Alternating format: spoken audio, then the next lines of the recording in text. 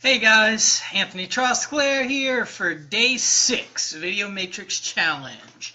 So, today's topic is, what's the worst kind of trouble you have found yourself in? In the moment, if you could have blinked your eyes, you would have wanted to be somewhere else. I've got a bunch of these actually. I'd say the number one though. I was at a facility. I was at a dock, and there was this big long gangway. It was like a big ramp, imagine, and it went from the very top of this dock, and the dock was probably, I don't know, a good 50, 60 feet in the air, and it went like this, and you'd walk down the gangway, and it was probably about 30, 35 feet long. And I had actually personally tied off the safety lines that day, and I'm glad I did. We had a really bad storm come through, and I was finishing up this transfer, and we had just gotten the hose off, and things were getting really, really bad. But we were like literally finishing up. We were like, okay, it's time to get out of Dodge. We're just going to get out of here. Everything will be fine, you know? And hey, Jeremy. And so I was walking up this. I was doing the dock man's job for him. They had this crane, and he had to walk up about, I think it was 4 flights of stairs up to the top to be able to get this crane, and he had to move it down. Then he would have had to drop the hook down. Then he would have had to walk another 4 stories down, put the hook onto the gangway, then walk all the way back up, lift up the gangway, move it down. Then he would have to walk back down, unhook it, then walk all the way back up. So what I was doing was I was just being a nice guy, and I was hooking up the hook for him so he could just stay up top.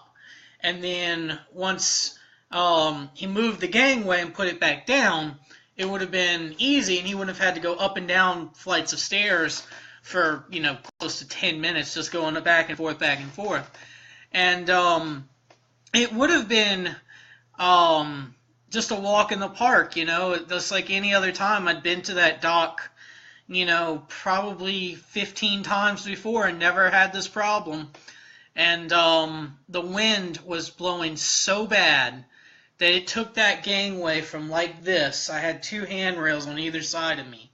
It took that gangway from like this to like this with me in it. It just flipped sideways. And at the top of the gangway, it had like a little lip that was holding itself on to stop it from falling back. And whenever that gangway flipped like this, it fell off the dock, and the only thing that was holding it was those safety lines.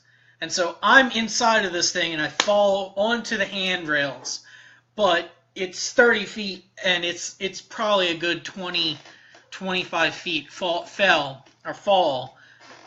I had fallen straight down, it would not have been pretty. This thing weighed probably about 1,000 pounds. And luckily the safety lines held, and I walked away with just a small bruise.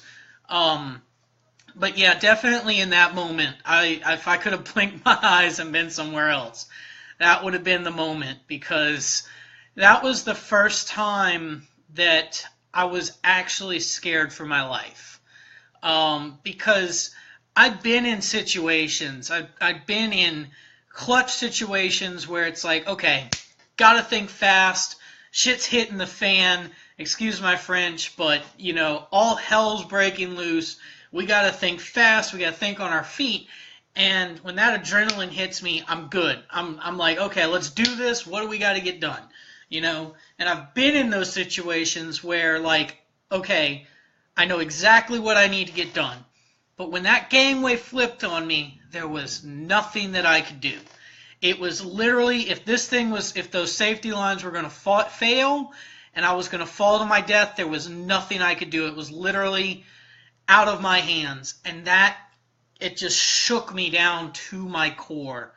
And it scared the ever-living crap out of me. Okay, I was like mentally just screwed up for like 2 hours after that happened. Um, and I remember I crawled down the side of the handrails down back to the barge, and the guy, I had the crane hooked up, and the guy's like, "Do you want me to flip it?" I'm like, "No, don't touch it, don't do anything, because if you flip it, if he had tried to move it back, if it had fallen the other way and I was in it, there was nothing I was like, it's stable, let me get down first." And so I got down, but then he had to flip it back. And I tell you what, I had to get up that gangway again to get off, and oh my God, I was like, poof. Luckily I walked away with just a small bruise on my leg from where I hit the handrail. But yeah, that was definitely the most trouble I've ever been in without being able to really do much. And like I said, it just shook me down deep in my core. It was the most terrified I've ever been in my life. The second time that I ever had this, it was I was on a boat, and me and the other deckhand or tankerman on the boat, we were putting an AC unit into the chief's office, and we were up in Chicago, and they have this. We call it the shit ditch, but it's a man-made canal that they used to Chicago sewage used to go in, but because it's all made out of concrete, they have to, when it rains a lot, they open up the floodgates, and so they say not to run the boats because the water gets so low and there's not a lot of space to move. And yeah, it's the most disgusting place ever, Michelle. I mean, literally, I remember one day we were sitting on the bow of the boat, and we counted something like 65 condoms go by in like 45 minutes. It was really bad. Friend of mine, or one of the guys on the boats, we had a line that fell in the boat in the water, and as he was pulling it up, it hit him on his calf, and the next day he got staph infection, and he had to get off the boat and go to the hospital because he had a little bit of this water hit his leg, and he had to get off the boat. It was, I was really surprised, but they got a bunch of docks and facilities up there. But so we're getting this we're about 2 miles, a mile and a half away from this lock, and all of a sudden the whole boat just shifts like this because we ran aground, and it busted 8 holes in the fuel tank, and so we're taking on water, but it hit so hard that it killed the starboard or port engine, and so we run down, downstairs, we re-crank up the engine, and we get back upstairs, and the generator goes down. We're like, oh crap! So we run downstairs, we crank up the backup generator. We get back upstairs, and we're like, there's probably water in the fuel. Let's go check. So we grab the tape, we grab some paste, we check in the water tank. The thing goes down, we pull it back up, there's 8 inches of water in the tank. I'm like, oh crap. So I tell the other guy, because he was regular on the boat, I was like, I don't know if we got holes in both sides. Go swap over to the other tank. We might buy ourselves some time. I'm going to let the captain know what's going on. So I run into the galley. I grab a handheld, and I'm like trying to call him, and the battery backups in the wheelhouse had failed. So the captain had no communication at all. Okay, so I grab the spare backup radio. I've got 2 handheld radios.